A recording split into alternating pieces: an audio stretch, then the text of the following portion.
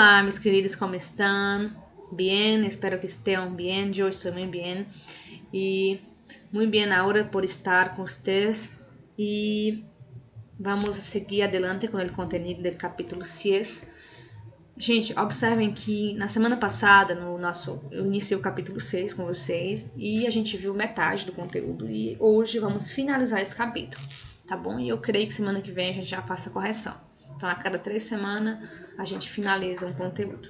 Claro, se o conteúdo for bem pequenininho, talvez a gente feche em 2, não sei. Mas esse a gente vai fechar em 3 semanas, certo? Então, a gente tem como temáticas formas no personais. Então, abram o livro de vocês na página 39 para seguirmos com o conteúdo. Gente, hoje é gramática, como vocês devem ter observado.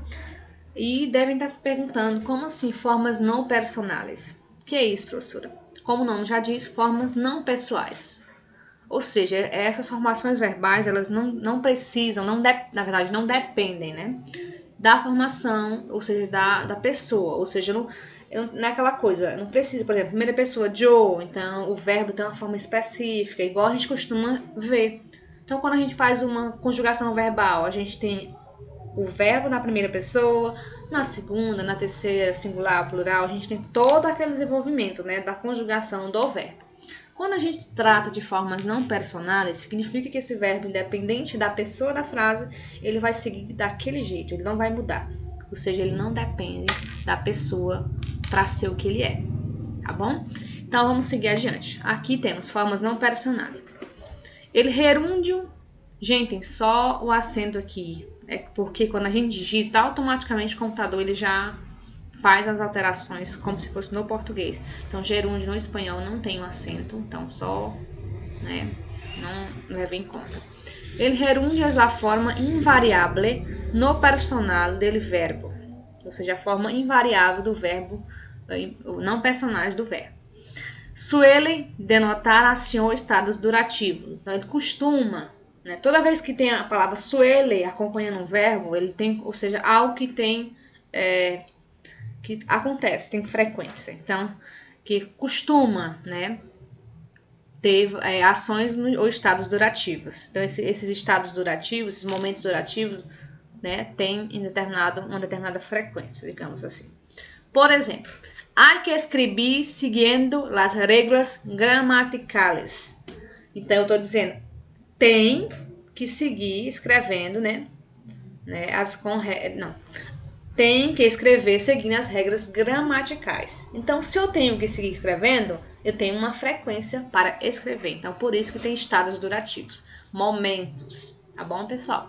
E, professora, onde é que está esse verbo, então, nessa forma impersonal? Só antes de eu falar essa parte, pessoal, lembrando que as formas impersonais se dá no gerúndio, se dá no infinitivo e também até no imperativo. Mas no momento a gente vai estudar apenas gerúndio e imperativo. Desculpem, gente. Gerúndio e infinitivo. Imperativo é que a gente não vai estudar. Mas tem uma pequena observação no livro de vocês. A gente pode fazer algum comentário, tá bom? Então, o gerúndio, pessoal... Como que eu vou identificar o gerúndio nessa frase, professora? Tá aqui, ó. Seguindo. Seguindo. É o verbo seguir com a terminação que é classificada como gerúndio. Então, vamos aqui. Eu fiz essa pequena ilustração para vocês, a imagem, para que vocês entendam algumas coisinhas antes da gente ver a questão das terminações. Gerúndios irregulares. Só para que vocês vejam, acho até melhor a gente... melhor ver primeiro porque o daqui vai dar um trabalhozinho para vocês entenderem. Então é melhor a gente começar daqui mesmo. Pessoal, como vocês sabem, os verbos irregulares, eles têm suas particularidades. Todos os tempos verbais que a gente já estudou até hoje, em qualquer gramática, em qualquer língua, né? Não importa se é portuguesa, inglesa, espanhola ou outras, a gente sabe que que tem as particularidades na hora de conjugar um verbo irregular. E, geralmente, poucos verbos conseguem ter assim uma linha de pensamento na hora de conjugar, ou seja, pertence a um mesmo... acrescenta um O, acrescenta isso, um S, enfim. Então, são poucos verbos que seguem uma linha. Por quê? Porque irregular, o nome já diz, não tem uma regra, tá bom? Então, eu coloquei aqui para vocês, ó, cambia, ou seja, muda, é por ir. Então, esses verbos aqui são todos irregulares, todos eles. E na hora que eu vou colocar eles no gerúndio, primeira coisa que eu faço é, no caso aqui, quando o verbo tem 2 sílabas, aquela mesma regrinha que eu expliquei para vocês desde as aulas presenciais. Ó, desci, 2 sílabas, então a mudança vai ocorrer na primeira sílaba. Mentir, a mesma coisa. Agora, repetir, vai acontecer aonde, gente? Lá na outra, lá na segunda, na do meio. Então, por exemplo, o verbo desci. Então, a primeira coisa que eu vou aprender aqui é que eu troco o ezinho por i. Depois eu faço o acrescento que existe na regra do gerúndio. Tá bom? Então, só observem primeiramente essa regra. Outro caso que acontece é quando eu troco o o por o u. Então, o exemplo de 2 verbos aqui que passa por esse processo. Troco o o por o u. E aqui algumas particularidades de quando o verbo, gente, tem 2 vogais juntas. Preste atenção. Eu vou acrescentar iendo. Esse iendo aqui, ó. Nos verbos que tem 2 vogais juntas. Por exemplo, crer. Eu tenho aqui, cadê meu mouse? 2 E. Crer. Então, quando tem 2 vogais, eu vou pegar a segunda vogal, tirar e substituir por y. E assim eu acrescento a terminação normal como ela é. Observe aqui, ó. Cair, trocou o E, que é a segunda vogal, por y. Construir, trocou o I também por y. O I, a mesma coisa. A questão aqui do verbo ir, como tem só uma vogal, gente, ela na verdade não é 2 vogais, o verbo ir é uma particularidade, mas a questão de acrescento do iendo é a mesma coisa. Só que ele não tem 2 vogais, porque o verbo ir apenas tem uma vogal e uma consoante. Mas observa que ele troca o i por y e acrescenta a mesma regra. Ler, a mesma coisa. Ouvir, a mesma coisa. Trair, assim, com todos eles. Você vai observar, o verbo tem 2 vogais juntas. Não é 2 vogais separadas, uma na sílaba e outra, não. As vogais têm que estar na mesma sílaba. Então, você vai pegar a segunda vogal, eita, mas hoje está difícil, hein? E trocar por y, certo, pessoal? Então, aqui algumas particularidades para que vocês entendam na hora da gente chegar lá na transformação do verbo, passar o verbo do infinitivo para o gerúndio. Aqui, gerúndio, regulares e irregulares.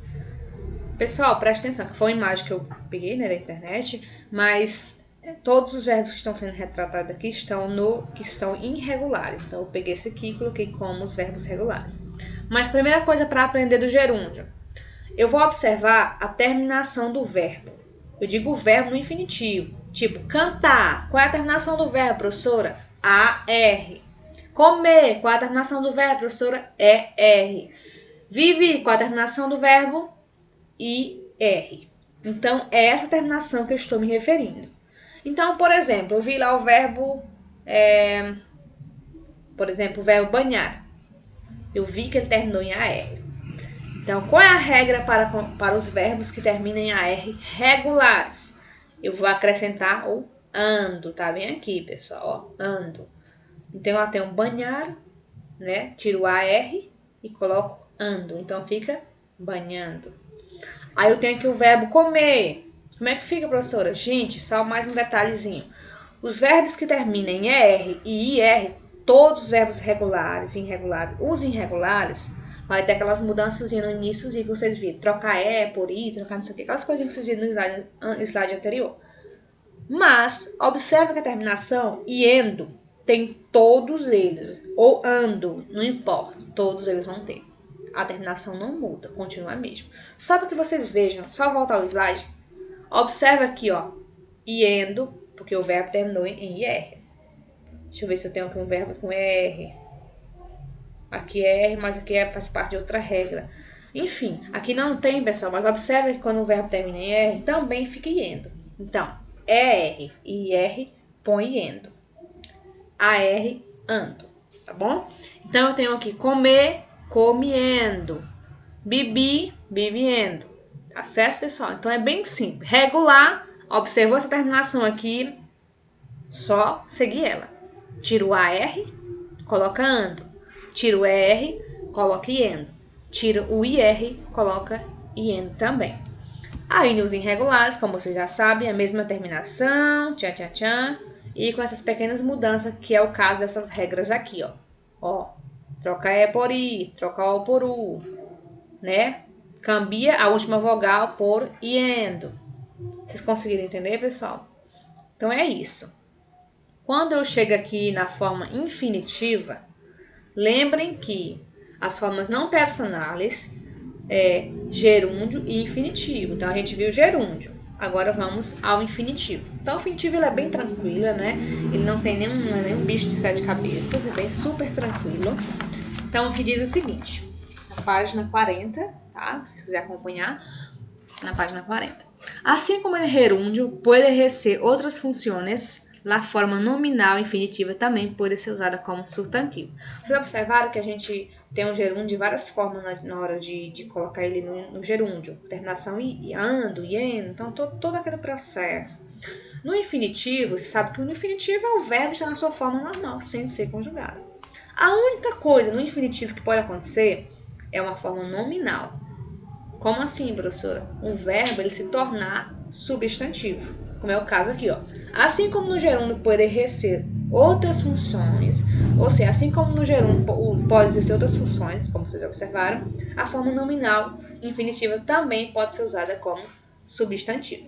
Então, por exemplo, me agrada el canto, tá? Cantar aí, a gente troca por ele canto, de Pablo Milanese. O que me agrada? Ele canta. Então, ele canta que está como substantivo. Então, é o caso onde o verbo, estando no infinitivo, vai ter uma função de substantivo. Mas, além disso, a não ser nesse caso, o verbo continua na sua forma normal, ou seja, sem nenhuma alteração. Tipo, cantar, comer, viver, entendeu? Ele continua infinitiva. Tá bom, pessoal? E como eu falei para vocês, também existe as formas no imperativo. Foi naquela hora que eu me confundi, falei o nome, me confundi na hora, lembra? Eu até falei, mas existe, só que o livro de vocês... Não é nem que o livro de vocês, é porque é um assunto, digamos que ele não é tão visto e é mais visto lá no 2º e 3º ano, do ensino médio.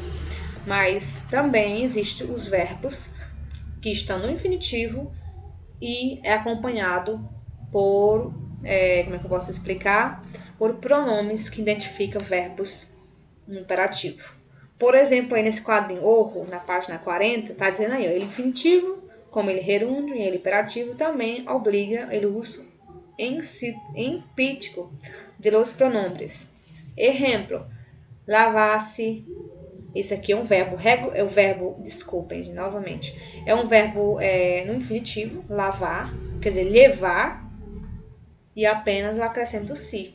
Vocês lembram que eu cheguei a dar aula para vocês desse assunto? E eu até falei, gente, esse assunto aqui ele é considerado verbos pronominais, que é quando o verbo tem um sizinho no final.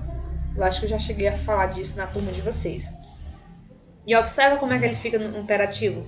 Desculpa, no gerúndio, levando-se. Então tem ando e o sizinho no final, que dá a ideia de que de um pronome reflexivo. Então aqui é uma pequena observação para quando vocês verem e não acharem estranho. De ver lá, levando. E esse sizinho no final, levando-se. O verbo está normal no gerúndio e eu ali apenas tenho o meu sizinho, que dá a ideia de um pronome reflexivo, ou seja, é um verbo pronominal. Tá bom, pessoal? Então, vocês façam a atividade, eu até coloquei aqui já as páginas, página 40, né? E a 41. Quero falar outra coisa com vocês. Na mesma página 41, tenha para que vês. Está dizendo para que vês porque é importante, né? É importante que vocês vejam. Gente, esse é um filme, como vocês estão em casa, de quarentena, enfim, né? E também é um assunto bem interessante, porque dá para vocês verem, vocês estão sempre em casa. Então é um fazer interessante, que é assistir um filme. Então acredito que podem fazer sua pipoca, faz um momento, né? À noite ou à tarde, quando vocês acharem melhor. Um momento que vocês mais apreciam. E vejam essa película, este filme. Ou assistam a película Que Tan Lejos. Não, aqui tem, no livro de vocês está falando um pouquinho sobre ela. Que Tan Lejos é uma película equatoriana que narra a história de Esperança, uma turista espanhola que chega ao Equador com a intenção de conhecer o país. Então, ele é um filme bem interessante.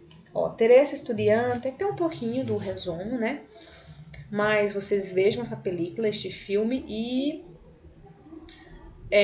quando essa aula for ao ar, seja na quarta-feira, hoje, né, tá indo ao ar, desculpem, eu vou passar para vocês no grupo o que vocês têm que fazer com este filme, tá bom? Mas questão de entrega é a mesma, com 8 dias. Então, na próxima quarta-feira é o dia que eu recebo. Quer dizer, é até a próxima quarta-feira.